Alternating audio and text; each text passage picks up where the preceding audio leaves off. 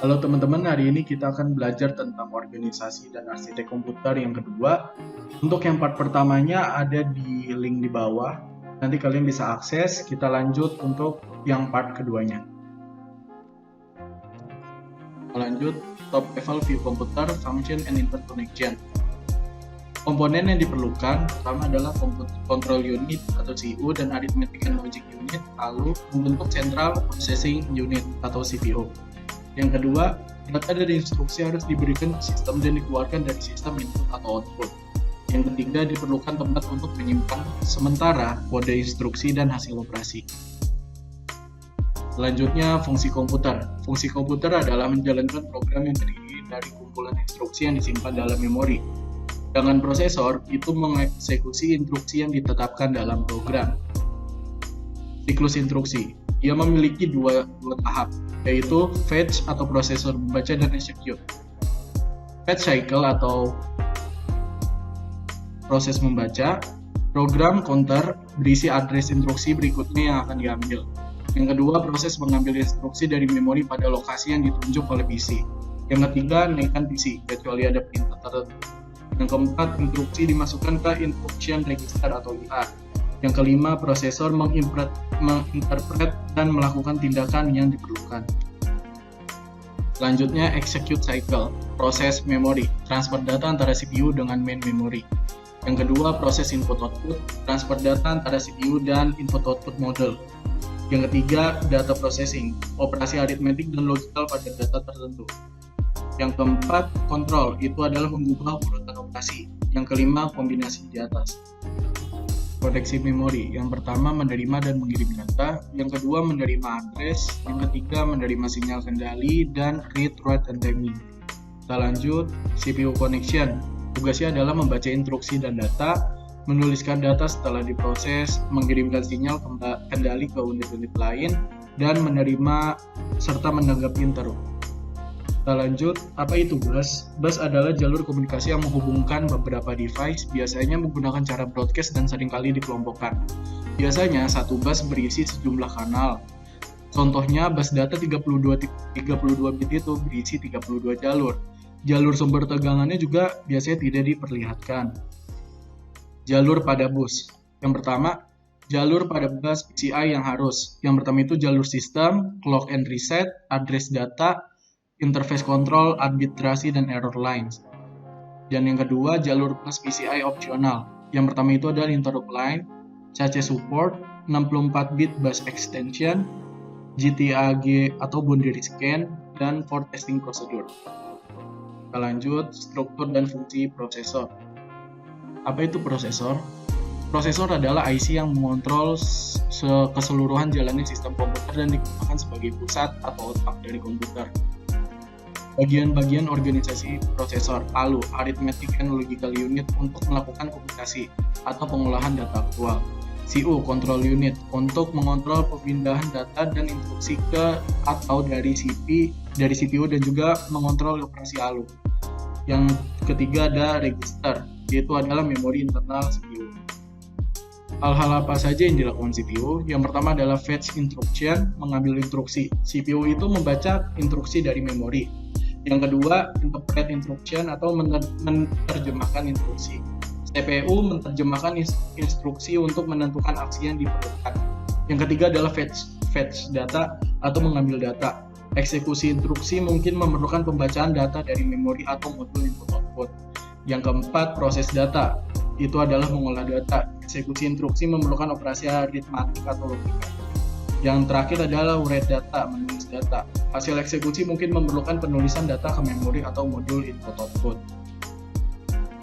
Kita lanjut ke register. Apa itu register? Register merupakan media penyimpanan yang bersifat sementara, seperti general purpose register, digunakan untuk mode pengelamatan dan data. Yang kedua, akumulator, aritmatika, shift, dan rotate.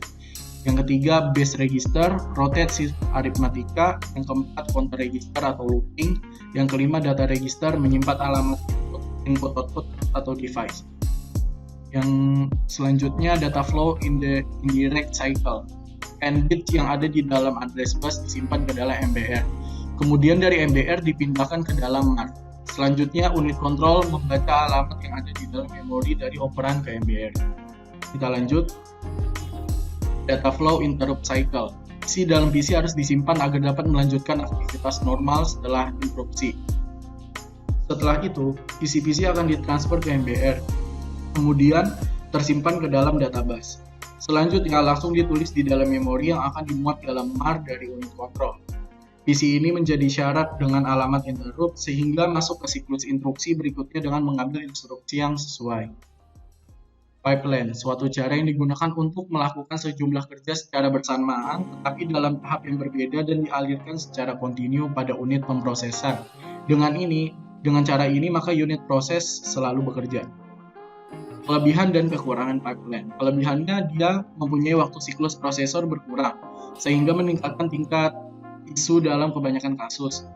Yang kedua, beberapa conditional circuit seperti penambah atau pengganda dapat dibuat lebih cepat dengan menambahkan lebih banyak sirkuit. Kekurangan pipeline yang pertama adalah non-pipeline prosesor, hanya menjalankan satu instruksi pada satu waktu. Hal ini mencegah penundaan cabang yang berlaku setiap cabang yang tertunda. Dengan masalah selain instruksi dieksekusi secara bersamaan, akibatnya desain lebih sederhana dan lebih murah untuk diproduksi. Yang kedua, instruksi latensi di non-pipeline prosesor sedikit lebih rendah daripada dalam pipeline setara. Yang ketiga, non-pipeline prosesor akan memiliki instruksi yang stabil bandwidth. Kinerja prosesor yang pipeline jauh lebih sulit untuk meramalkan dan dapat bervariasi lebih luas di antara program yang berbeda. Pipeline hazard. Bahaya pipa terjadi ketika pipa atau beberapa bagian dari pipa harus diperlambat karena kondisi tidak mengizinkan eksekusi terus-menerus, seperti sebuah pipa yang diperlambat. Yang pertama ada resource hazard. Bahaya terjadi ketika dua atau lebih petunjuk yang telah dipipa membutuhkan sumber daya yang sama. Yang kedua, data hazard. Data bahaya terjadi ketika ada konflik dalam akses lokasi operan. Yang ketiga, control hazard, dikenal sebagai cabang bahaya. Terjadi ketika pipa membuat keputusan yang salah tentang prediksi cabang dan karena itu membawa petunjuk ke pipa yang harus kemudian dibuang. Branch prediction, teknik di mana prosesor memungkinkan mengamati terlebih dahulu di dalam software dan melakukan prediksi percabangan atau kelompok instruksi yang akan dieksekusi berikutnya. Kita lanjut ke bagian input-output. Pengertiannya, memasukkan data dari luar ke dalam mikroprosesor, contoh keyboard sama mouse. Dan yang outputnya adalah menampilkan data, contohnya monitor dan printer. Modul input-output. Fungsi dari modul input-output adalah bertanggung jawab atas pengendalian perangkat lunak. Yang kedua, bertanggung jawab pula dalam pertukaran data antara perangkat luar tersebut dengan memori utama ataupun dengan register-register dalam CPU. Modul I/O mempunyai tugas, kontrol dan pewaktuan, komunikasi CPU, komunikasi perangkat eksternal, pembufferan data, dan deteksi kesalahan. Contoh kontrol dan pewaktuan. Pemindahan data dari peripheral ke CPU melalui sebuah modul input-output dapat meliputi langkah pertama, pemintaan dan pemeriksaan status perangkat dari CPU ke modul input-output. Yang kedua, modul input-output memberikan jawaban atas permintaan dari CPU. Yang ketiga, apabila perangkat eksternal telah siap untuk transfer data, maka CPU akan mengirimkan perintah ke modul input-output. Yang keempat, modul input-output akan menerima paket data dengan panjang tertentu dari peripheral. Yang terakhir, selanjutnya data dikirim ke CPU setelah diadakan sinkronisasi panjang data dan kecepatan transfer oleh modul I/O, sehingga paket-paket data dapat diterima CPU dengan baik. Itu saja yang bisa saya sampaikan, semoga bisa memberikan ilmu yang bermanfaat untuk semuanya. Terima kasih. Wassalamualaikum warahmatullahi wabarakatuh.